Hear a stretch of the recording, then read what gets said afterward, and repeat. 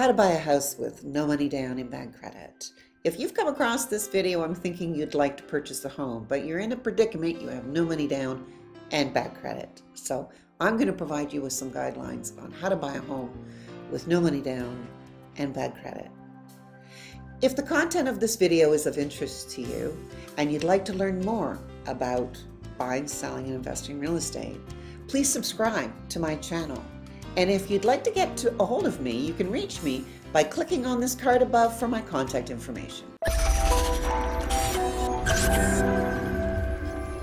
Hi, I'm Kristine Newman with Kristine Newman Real Estate at Davenport Realty in Burlington, Ontario. In this video, I'd like to talk to you about how you might be able to buy a house with no money down and bad credit score. Not an easy scenario to work with. It's hard to make your real estate dreams come true when you have very little capital and you've not got the best credit score. But with some discipline, research into programs available to you, and time, one day you could purchase that dream home you've always wanted. So let's tackle one issue at a time first. Let's first talk about having very little money down on your purchase. So what is it and how much do you need? Well, most likely a down payment is the amount of money that you put towards the purchase of a home. The down payment is then deducted from the purchase price, and then you get a mortgage loan to cover the rest of the price of the home. The minimum amount you'll need for a down payment depends on the purchase price of the home you'd like to buy. Minimum amount of down payment is only 5% for homes less than $500,000. Perhaps that is where we need to start. So we know that the size of the down payment will dictate the size of the price of the home. So how can you generate capital for a down payment? Well, there's a few ways. One, start saving now.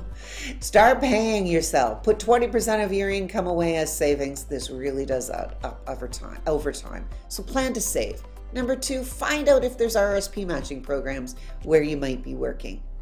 And perhaps the bank of mom and dad might help you. Hey, it hasn't stopped you before now. Number four, research programs. There's home buyer programs out there that will help you come up with a down payment you may be eligible for. The Home Buyers Plan allows you to withdraw up to $35,000 tax-free from your registered retirement savings plan to build a qualifying home or buy a resale home. You have up to 15 years to repay the amounts you withdrew. Now, there's also the first-time home buyer incentive plan. So if you're buying your first home, you may be eligible for a shared equity mortgage with the Government of Canada. Now, what is that? Well, a shared equity mortgage is one where the government offers you financing without interest to help you reduce your monthly mortgage payments without increasing your down payment. That sounds pretty good. And through the first-time home buyers incentives, the government offers to first-time home buyers a 5% of the purchase price of an existing home. Number five, I would like you to consider a rental income as your first property. Why? Why would you do that? Well, it allows you to generate income to cover your costs while you continue to save for a larger down payment for that dream home. Furthermore, as with most real estate investments, you're going to earn equity in your home over time. So you can either sell your rental when you want to buy that dream home and use the equity to buy your dream home, or you can borrow against the equity in your rental and use that capital to purchase your dream home. The latter here is really a good idea. So the bottom line here is save as much as you can for your down payment. The bigger the down payment, the smaller the mortgage, which can save you thousands of dollars of interest charges in the long run. So before I get to bad credit, let's take a poll. I'd like to know, would you be willing to be a landlord in a rental property situation for your first home purchase or not? Is that too much for you? Are you ready to be a landlord? Let's hear what you have to say. Yes, no, maybe. Let's take the poll. Click on the teaser card right up here and pick your options. So, the second part of this equation, bad credit. So the first thing you need to know is that there are a number of factors that go into determining if you have good or bad credit. The most commonly discussed credit issue is credit score. So let's take a look at it. What is a credit score? Well, a credit score is a three-digit number, typically between 300 and 850, designed to represent your credit risk or the likelihood you will pay your bills on time. Credit scores are calculated using information in your current credit report, including payment history, the amount of debt you have, and the length of your credit history. Higher scores mean you demonstrate responsible credit. Good for you. It makes potential lenders love you, and creditors will be far more confident when evaluating a request for credit. Not so much if it's in the 300s. So what is fair? Fair is anywhere from about 580 to 670. 670 to 740 is good, 740 to 800, great, and above is excellent. But simply put, the higher the credit score, the more favorable credit terms you'll be able to negotiate, which will ultimately lower your payments and interest. So to improve your scores, though, start checking your credit scores online.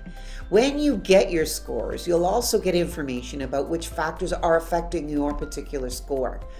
It will help you understand the changes you need to make to start improving your scores by the creditors and subsequently reflected in the credit score. Payment history and credit utilization ratios are among the most important in many critical credit scoring models, and together they can represent up to 70% of all credit scores. Focusing on the following actions will help your credit scores improve over time, because a credit score reflects credit payment patterns over time. So with more emphasis on recent information, you have a chance to improve your score. So what do you need to do? You need to pay your bills on time. Even if you can't pay them in full, make sure you make the minimum payments. Watch your credit card balances. Make sure you're not using too much. Don't be up there right at the max all the time. Don't mindlessly open up new credit card accounts just because they're offered to you. If you apply for new cards, make sure you do so.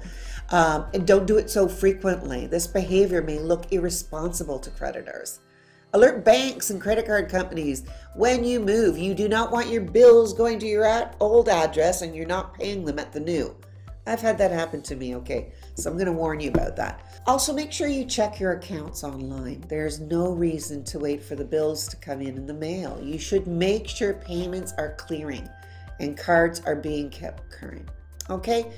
Pay off delinquent bills. Paying down delinquent accounts won't remove missed payments from your report, but it can make you look better to creditors. Look for inaccuracies. Take a good look at the credit report. Sometimes information is reported incorrectly and you need to get that fixed. Rebuilding your credit and improving your credit scores takes time. There are no shortcuts, so please start today. Okay? So this is how we can generate capital, and this is how we can improve our credit. It is possible to buy a house with very little money down and bad credit. So if you found value in the content of this video and like to learn more about buying, selling, and investing in real estate, I've got some other videos that you can view. And don't forget, subscribe to my channel by clicking on my logo below. I'm Kristine Newman with Kristine Newman Real Estate. See you in the next video.